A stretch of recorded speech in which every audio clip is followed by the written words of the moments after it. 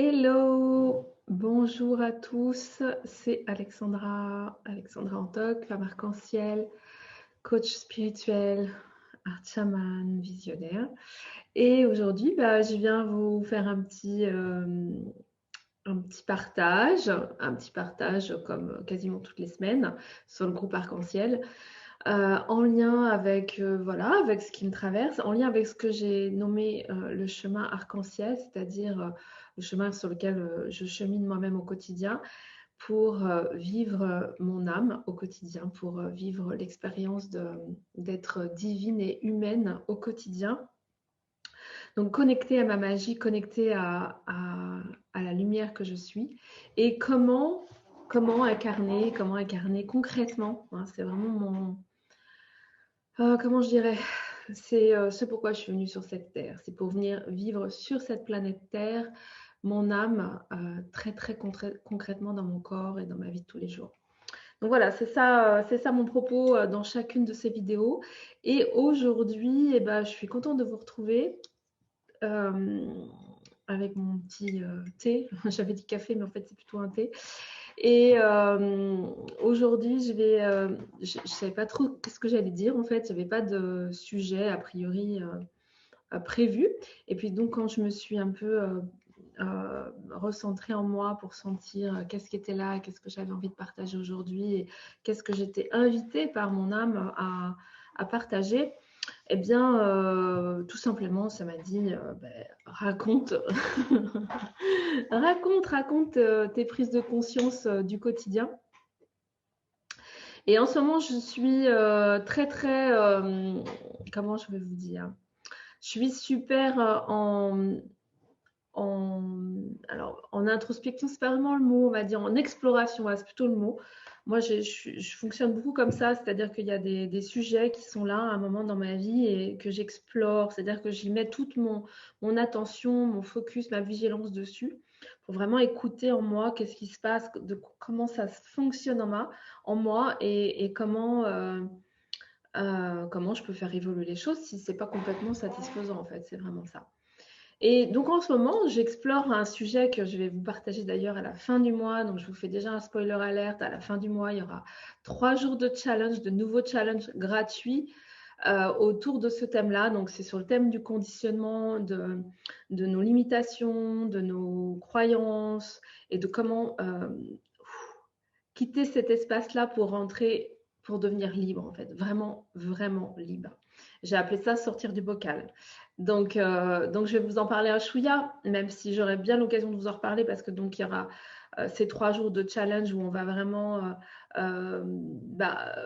poser des choses super simples et super joyeuses pour sortir de notre bocal.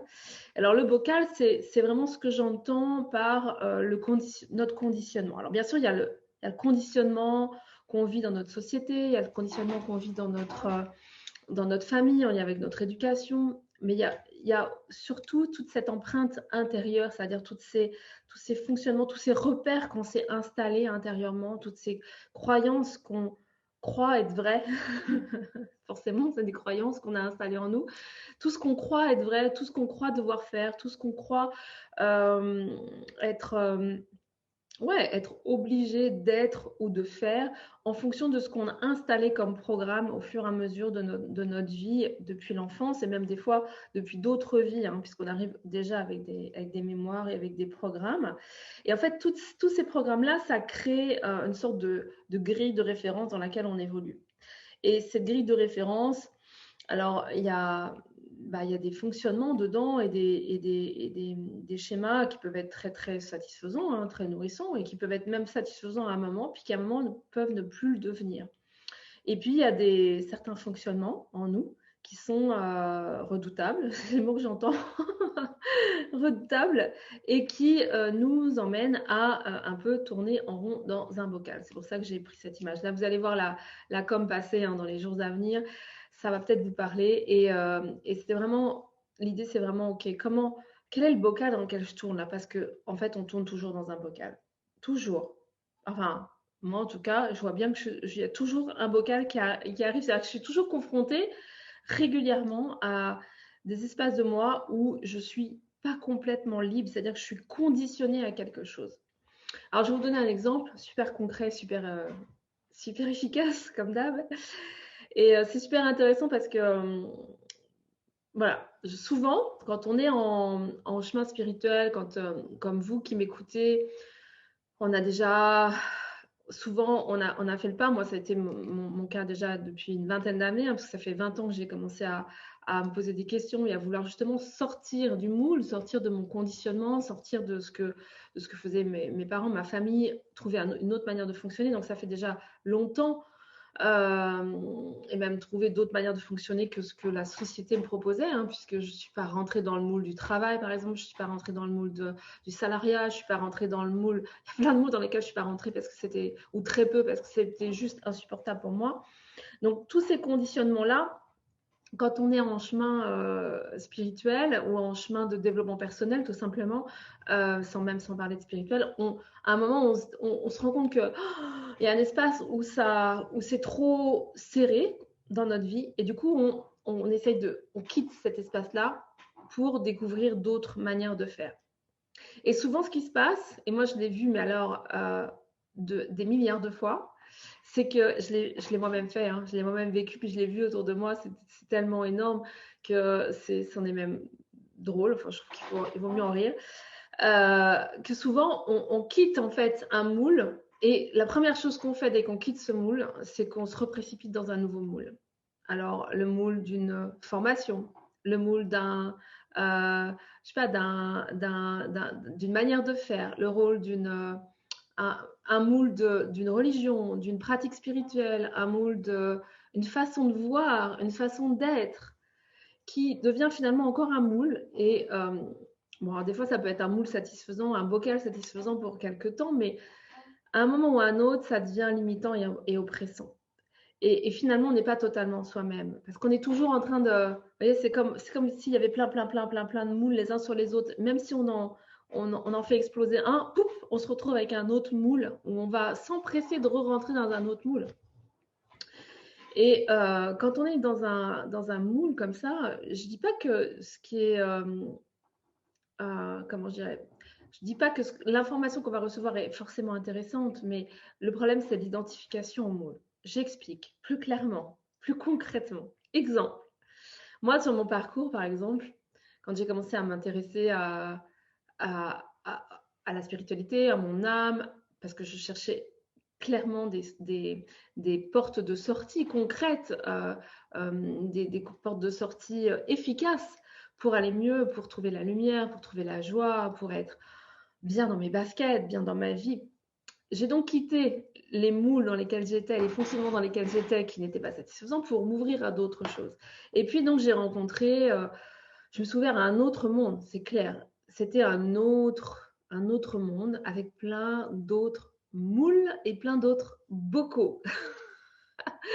Et donc j'ai exploré, j'étais vers le chamanisme, j'ai vraiment vibré avec ces choses-là, hein. J'ai appris les soins esséniens, j'ai appris la médecine chinoise, j'ai rencontré des traditions religieuses, j'ai rencontré un petit peu le bouddhisme, un peu l'hindouisme, beaucoup la religion orthodoxe, un peu des voies plus, on va dire, plus New Age et plus vraiment hors cadre religieux, mais qui, quelque part, proposait quand même toujours un cadre, toujours une façon de faire, c'est-à-dire que c'était toujours une manière de mettre une forme à quelque chose de beaucoup plus universel, à la vérité de fond, en fait, hein.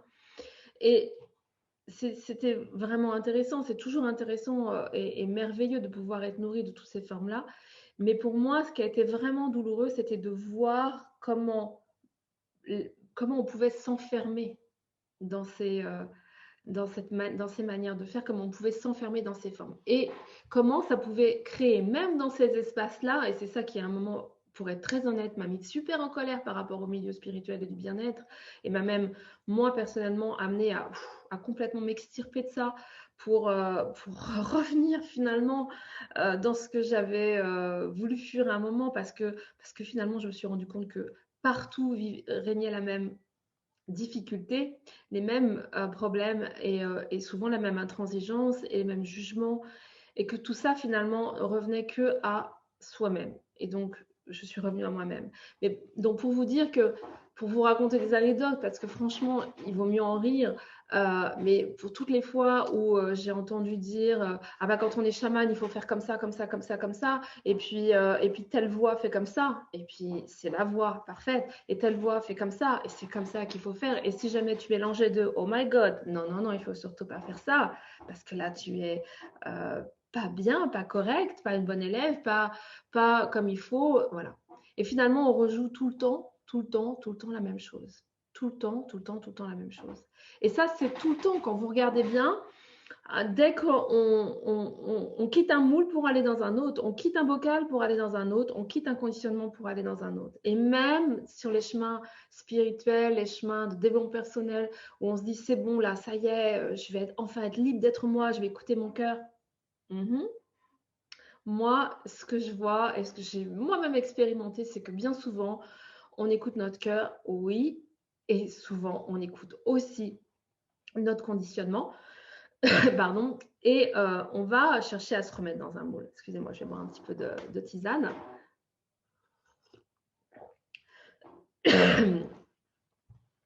Ouais, on écoute son cœur. Ça me fait tousser. Parce que oui, effectivement, écouter son cœur, c'est écouter son unique vérité. C'est écouter vraiment, c'est avoir une seule boussole. Une seule boussole, c'est comment je me sens.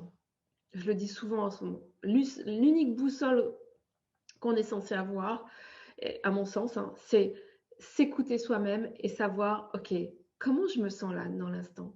Est-ce que je me sens satisfaite en moi? Est-ce que c'est joyeux? Est-ce que je me sens bien? Est-ce que c'est plein? Est-ce que c'est doux? Est-ce que c'est détendu? Est-ce que c'est léger, libre? Ou est-ce que je me sens contrainte? Ou est-ce que je me sens en difficulté? Ou est-ce que je me sens dans quelque chose qui sert, qui me met en tension, qui me met dans... Et en fait, si on écoute vraiment, vraiment son cœur, on se rend compte que dans tous les pas qu'on va faire, même tous ces champs d'expérience dans le spirituel, dans le bien-être, etc. C'est génial, mais c'est génial si on ne s'enferme pas dedans. Si à un moment, on ose vraiment, vraiment écouter son cœur et être vraiment complètement libre à l'intérieur de soi. Et donc, par exemple, moi, j'ai vu des choses, franchement, qui m'ont fait de la peine, pour être clair.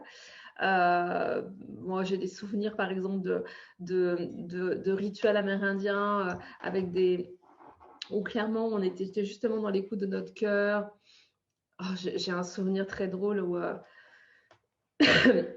où un jour, avec mon ami Philippe Lacrosse, peut-être certains le connaissent, avec qui on a beaucoup travaillé dans un tipi et on a vraiment fait des choses, des cérémonies, parce qu'on était profondément connectés à notre énergie chamanique à ce moment-là et vraiment connectés à notre cœur. Et on a proposé beaucoup de cérémonies qui étaient vraiment intuitées et inspirées par notre âme et par notre cœur et qui sortaient du cadre chamanique classique.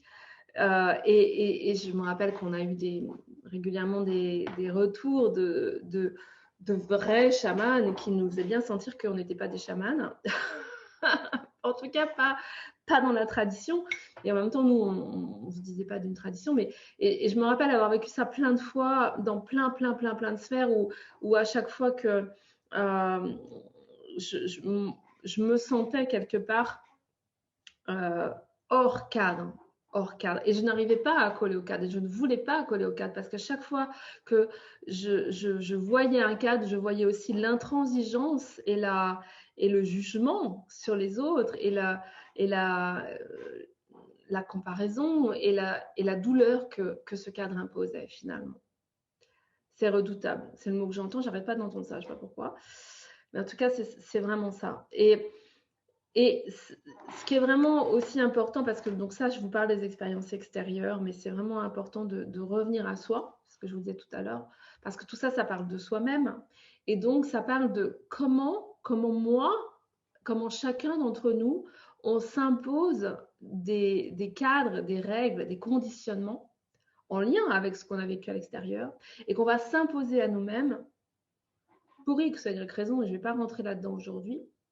Mais c'est toujours pour vous rappeler, peut-être si vous avez suivi mon masterclass sur le plan 1 l'année dernière ou si vous avez l'occasion de le voir, c'est toujours pour 2 raisons fondamentales, soit par besoin d'être en sécurité, soit par besoin d'être aimé. D'accord? C'est toujours les deux mouvements en nous qui nous font vivre des stratégies en fait pour être aimé ou être en sécurité. Et là, en l'occurrence, se mettre dans un conditionnement intérieur, c'est-à-dire se mettre une règle, c'est toujours pour correspondre soit au besoin d'être aimé, soit au besoin d'être en sécurité. J'explique un peu plus ou je donne des exemples, ça va être mieux. Je donne des exemples. Alors, un exemple. Donc, par exemple, souvent quand on est en chemin spirituel, parce que c'est vraiment, je vous parle de mon exemple, on peut rentrer dans des croyances, dans des conditionnements qui sont par exemple du genre, bon bah si je suis spirituelle, je suis plus dans le monde, je suis plus dans le professionnel, je dois me libérer de l'argent, je dois être dans la fluidité avec ça, je dois être dans la joie tout le temps, je dois être dans l'amour inconditionnel de surcroît, hein, attention. Bref, je dois coller à un idéal. Je dois coller à un idéal que je peux avoir en lien avec, bien sûr, des personnes ou des mouvements extérieurs, mais en tout cas qui correspond à quelque chose de soi-même, hein. C'est un idéal qu'on veut coller, auquel on veut coller, mais c'est notre idéal. Et souvent, on va s'enfermer dans des règles qui des fois sont extrêmement dures, douloureuses, qui sont souvent des luttes terribles. Dans d'autres sphères, par exemple, on va aussi s'enfermer dans des croyances de comment il faut vivre notre vie, comment il faut s'imposer des choses, ce qu'on doit manger, ce qu'on ne doit pas manger, ce qu'on doit regarder à la télé ou ce qu'on ne doit pas regarder à la télé, comment on doit s'habiller, comment on ne doit pas s'habiller. Et quand on rentre dans d'autres sphères, moi en ce moment, je suis beaucoup dans les sphères du comment créer une entreprise en ligne, puisque c'est vraiment ça qui a été mon activité, ma proposition depuis des mois. Et donc, je vois bien que c'est encore plein de règles. Alors, il faut faire comme ça, comme ça, comme ça. Et puis, si tu veux que ça marche, il faut faire comme ça. Et puis, et il y a juste un moment où, moi, personnellement, j'ai juste envie de dire, ah, mais stop! La seule chose que je veux écouter en moi, c'est vraiment mon cœur, mais vraiment mon cœur. Et au-delà de mon cœur, c'est mon ressenti intérieur. Comment je me sens avec cette expérience, comment je me sens avec cette idée-là, comment je me sens avec cette information-là que je reçois, et est-ce que j'ai vraiment envie de faire ça ou est-ce que ça me met en joie vraiment de le faire. Et c'est vraiment, excusez-moi, c'est vraiment redoutable, il faut que je le dise, donc c'est vraiment redoutable parce que c'est très très très très subtil. Et on est souvent tiraillé comme ça à l'intérieur de nous par différentes voix, hein, vous devez connaître ça, la voix de il faut que ce soit comme ça, la voix de mais non mais vraiment quand même, t'es sûr, t'as vu ce que tu fais là, t'es vraiment sûr, non mais n'importe quoi, et blablabla, blablabla, hein, plein de voix. Alors, je vais vous raconter ma petite anecdote d'hier soir parce que c'est tellement parlant de ça. Moi, j'assume, comment je dirais, j'assume vraiment qui je suis de plus en plus depuis des années déjà. Mais je vois bien que je suis encore au contact des fois avec justement ces énergies contradictoires. C'est-à-dire, il y a des espaces de moi où je suis complètement sereine avec mes envies, voilà, ce qui est là. Et puis, il y a encore parfois des trucs, des voix contradictoires qui me parlent de mes idéaux, de mes croyances, de comment il faudrait que je fasse ou pas, etc. Et hier, je regardais une série sur Netflix, une série d'adolescentes, vraiment. Et voilà, ça me fait vraiment marrer. Et il y a vraiment une partie de moi qui est super, super au clair et super tranquille avec ça. Mais il y a encore une petite partie de moi qui se dit, oh mais quand même, tu regardes ça, non mais franchement, tu pourrais pas faire autre chose là, plutôt un truc vraiment vraiment profonds, vraiment intéressants, ou vraiment qui t'enrichissent. Vous voyez cette petite voix-là, hein, qui est toujours là, qui dit, non mais quand même, tu vas juste regarder une série là. Et bon, je tricotais en même temps que je regardais ma série, j'adore ça, tricoter, regarder des séries. Ça me détend. Et alors vraiment les séries d'ado, quoi, parce que ça nourrit mon adolescente intérieure et j'adore ça.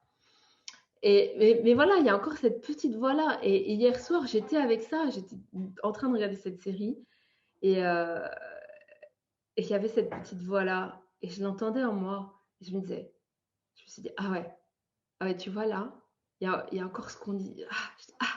Il y a encore ça là, c'est incroyable. Et je me dis, ok, je lâche ça. J'ai vraiment envie de là, ça me fait plaisir de regarder cette série. Je suis détendue, je suis dans mon lit, je suis avec mon tricot, ma tisane, ma série, et c'est juste du bonheur. Qu'est-ce que je veux aller m'imposer autre chose? Donc voilà, j'ai lâché mon truc, j'ai regardé, je me suis vraiment mise à 200% dans ma série avec mon tricot. On va dire 100% dans la série, 100% dans mon tricot, ce qui faisait 200. Et puis j'étais vraiment là-dedans et là, boum, bingo, le truc qui se passe, comme je suis sûre que vous avez déjà fait cette expérience-là, dans la série, à trois reprises, mais un truc de dingue. Juste les mots, les informations et vraiment l'info que je devais recevoir hier soir. Le truc sur lequel ça faisait des jours que je disais à mes guides, à mon âme, oh, je sais pas, j'arrive pas à savoir quelle est la décision que je dois prendre. Je sais pas. Je vais vous dire très simple, une décision j'ai récupéré plein de vieux albums photos, je sais pas quoi en faire. Je suis complètement divisée intérieurement en moi avec ça. Une partie de moi qui veut complètement me séparer de tout ça, une partie de moi qui trouve que quand même il faut garder ça. Enfin bref, impossible de prendre une décision. Et là, je regarde cette série, j'entends voilà, ma dualité intérieure et cet espace de moi qui dit quand même, je lâche ça, je me mets à 200% dans cette série. Et là, boum, j'ai juste, mais ça descend comme ça, clac. Et là, dans la série, voilà, il se passe une scène, il y a des mots qui arrivent, et c'est absolument, mais juste, ça me passe partout, juste ce que j'ai absolument à entendre, à voir, et c'est vraiment le truc qui vient me dire, ah mais ouais, mais c'est trop ça, et la décision qui se prend derrière, et, et voilà. Et ça, et là, évidemment, je me dis, bah ouais, bah ouais, mais ouais, c'est clair. Il y a pas d'endroit spirituel et d'endroit pas spirituel. Il n'y a pas d'acte spirituel, de pratique spirituelle en fait. Notre vie est une pratique spirituelle. Notre vie tout entière est une pratique spirituelle. Il n'y a pas de temps où je ne suis pas dans le spirituel et des temps où je suis dans le spirituel. Il n'y a pas d'activité spirituelle.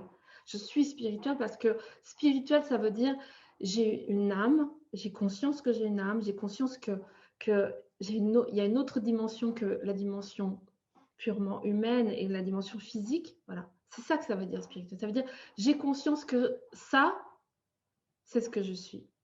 Et du coup, toute ma vie est spirituelle, d'accord? Cette vie est spirituelle. Donc, chaque instant de ma vie est spirituel. À partir du moment où je suis, voilà, 200% dans ce que je suis en train de faire, comme là, dans l'instant où je suis en train de raconter ma petite histoire et mon anecdote, c'est complètement spirituel.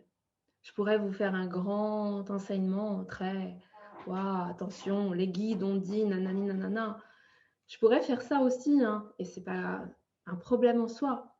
Mais c'est pas parce que ça a la couleur du spirituel que c'est vraiment habité.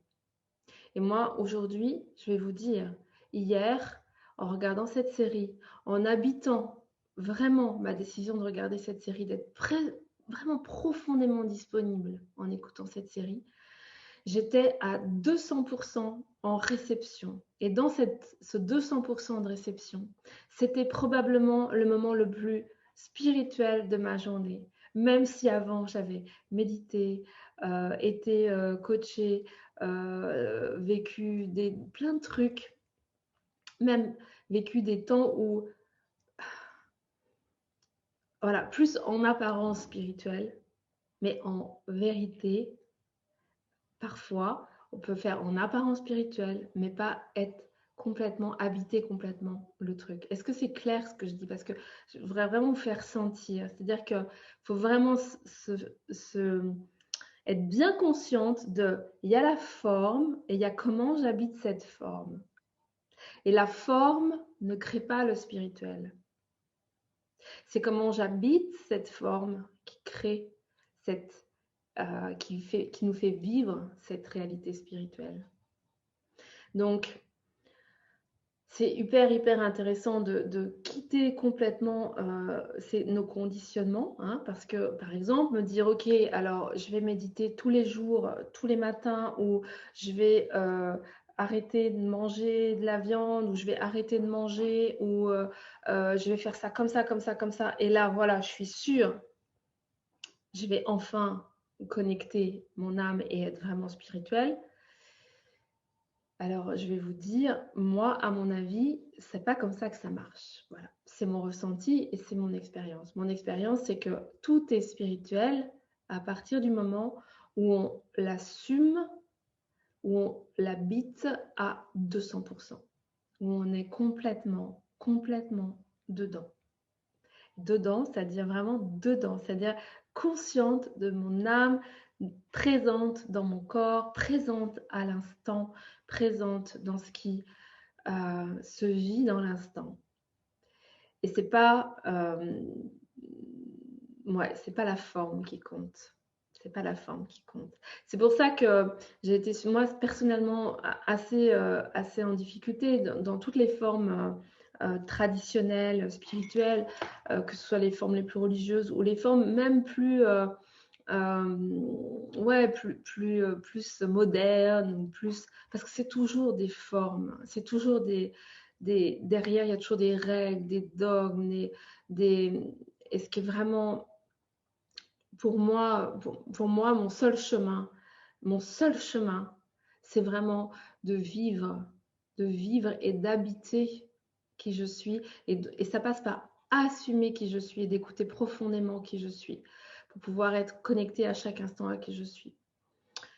Et c'était, voilà, et dans cette profonde habitation de moi-même, je sais pas si ça se dit, mais ça me fait marrer, dans cette profonde habitation de moi-même, quand je suis vraiment complètement présente à moi-même, je suis complètement dans la manifestation de mon âme, dans le concret de ma réalité spirituelle.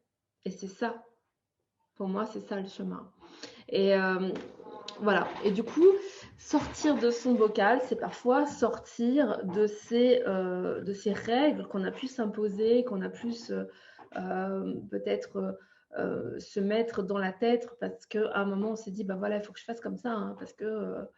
alors, j'en parle parce que moi, je me suis sentie concernée à fond, mais parce que je vois bien aussi autour de moi toutes les personnes qui sont en chemin, parce que c'est souvent des personnes qui ont déjà beaucoup d'expérience, d'années, de soins, de stages, de rencontres, d'exploration.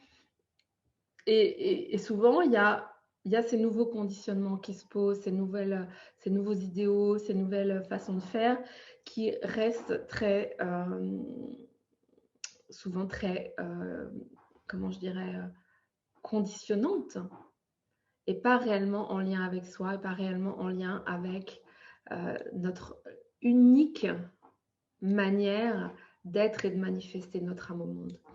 Donc voilà, c'était ça que j'avais envie de vous nommer aujourd'hui. J'espère que ça vous aura parlé. Et donc pour l'info, attendez, parce que j'ai un truc qui vient de s'afficher là, hop, qui veut me réinstaller. Mais pas tout de suite, s'il vous plaît. Il veut me installer les mises à jour. C'est génial les mises à jour, j'adore. Voilà, cette nuit, ce sera bien. Et donc, j'espère que voilà, ça vous aura parlé. Donc, en fin de mois, là, du 24 au 26 mai, je vais vous proposer 3 jours super fun, super créatifs et très profonds et intimes pour vraiment prendre conscience de... Voilà, comme je vous disais au début du live, on a souvent plein de conditionnements. mais peut-être là, prendre conscience de celui qui est le plus limitant aujourd'hui dans votre vie, pour voilà, pour lâcher ça et pour respirer plus large et réellement trouver un chemin de liberté pour soi-même, de liberté avec soi-même, pour soi-même, avec soi-même, complètement, mais vraiment intimement relié à notre cœur et aussi à notre corps, à nos cellules, à nos tripes, pour connecter à notre GPS intérieur, ce que j'appelle notre GPS intérieur. Voilà, et donc ce challenge c'est gratuit. Je vais vous mettre le lien en commentaire pour que vous puissiez vous inscrire. Je vais regarder si j'arrive à voir si vous avez des questions par rapport à ce petit partage. Il y a mon histoire de série. Alors, est-ce qu'il y a des... Oups, là je m'entends, ça va pas le faire. Si j'arrive à voir si vous avez des questions. Alors, j'arrive pas à voir les commentaires. Je vais mettre ça comme ça en off, voir si ça marche. Stéphanie qui dit des paroles qui mettent du baume au cœur. Génial. Marie qui dit belle réponse à ma question. D'accord, donc j'ai répondu à ta question sans que tu aies posé de question. C'est super. J'adore. On est bien connectés, Marie. Est-ce que vous avez des questions auxquelles je pourrais répondre dans le moment? Si je peux répondre, bien sûr. Dites-moi tout. Je suppose que ça a déjà répondu à vos questionnements.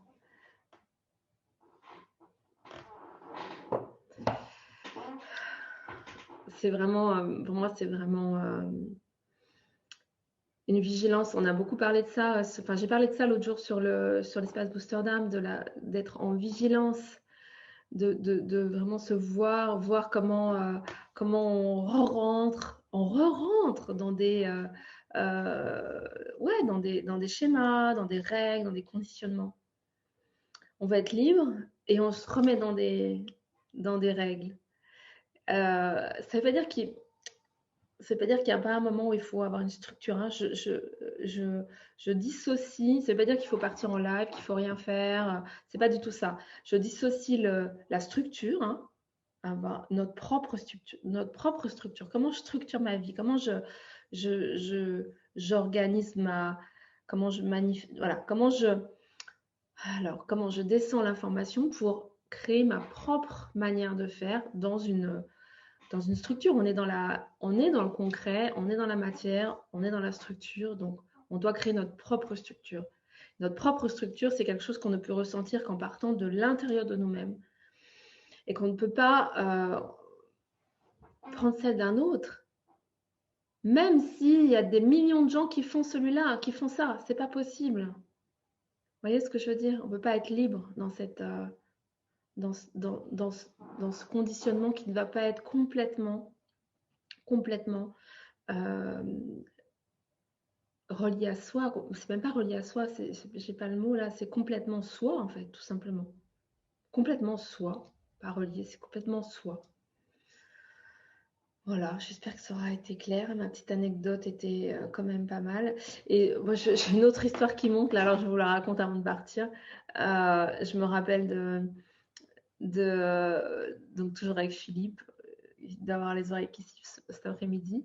Dans notre tipi, un jour, il y avait l'herbe qui avait poussé dans le tipi. Donc, c'était pas vraiment pratique pour faire du feu avec l'herbe dans le tipi. Donc, évidemment, il fallait enlever l'herbe. Et là, clairement, le truc qui était le plus simple, c'était de ramener une tondeuse pour pouvoir passer la tondeuse dans le tipi. Autant vous dire que dans le milieu du chamanisme traditionnel, passer une tondeuse dans un tipi, c'était juste le truc pas possible, quoi. Pas possible à faire, d'accord? C'était juste inconcevable, d'accord?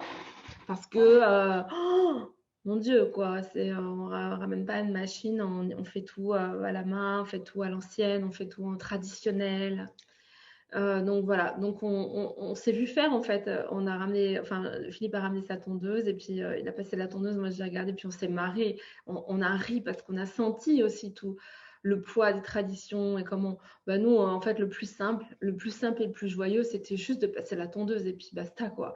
Et c'est ça, en fait, parce que souvent, quand on rentre dans un autre dogme, quand on rentre dans une règle, on s'impose, en fait, quelque chose qui est souvent compliqué et on se coupe, en fait, de notre flow. Et notre flow, il cherche toujours la simplicité, toujours.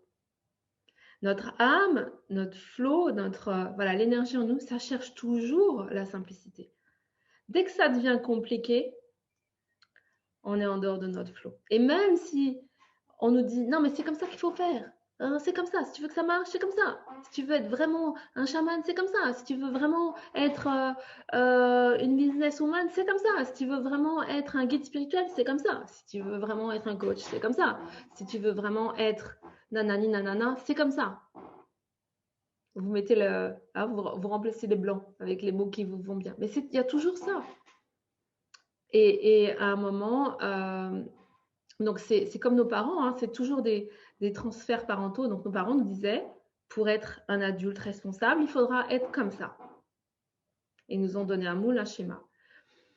En général, pour beaucoup d'entre nous, à un moment ou à un autre, on s'extirpe de ce moule parce que c'est pas possible. Bon. Eh bien, c'est vraiment important de voir quels sont les autres moules dans lesquels je me suis mis.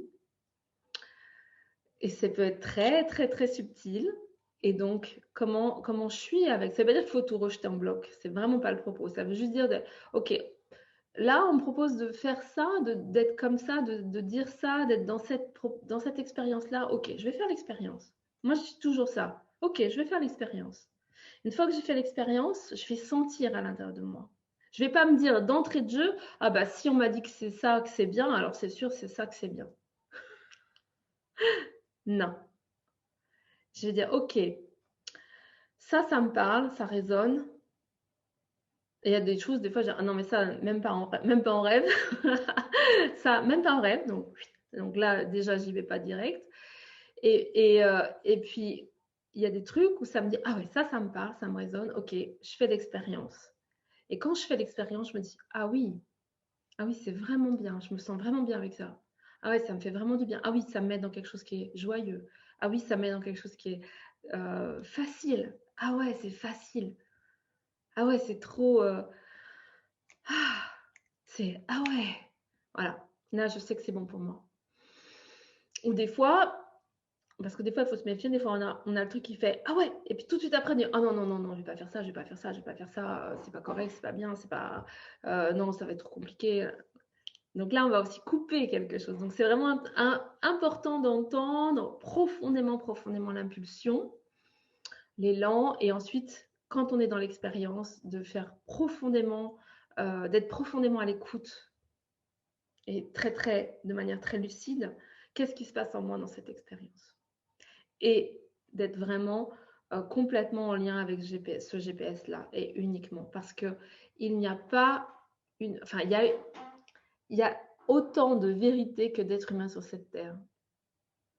Il y a une vérité unique, mais c'est une vérité vibratoire et absolument pas humaine. C'est-à-dire, c'est pas une vérité en mots, c'est pas une vérité en règles, c'est pas une vérité en manifestation, c'est une vérité vibratoire qui, elle, par contre, est universelle.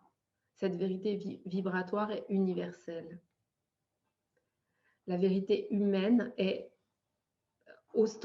il y a autant de vérité que d'humains sur cette terre. Et la seule chose qu'on ait à vivre, c'est notre vérité. Notre unique vérité. Elle était bien cette dernière phrase.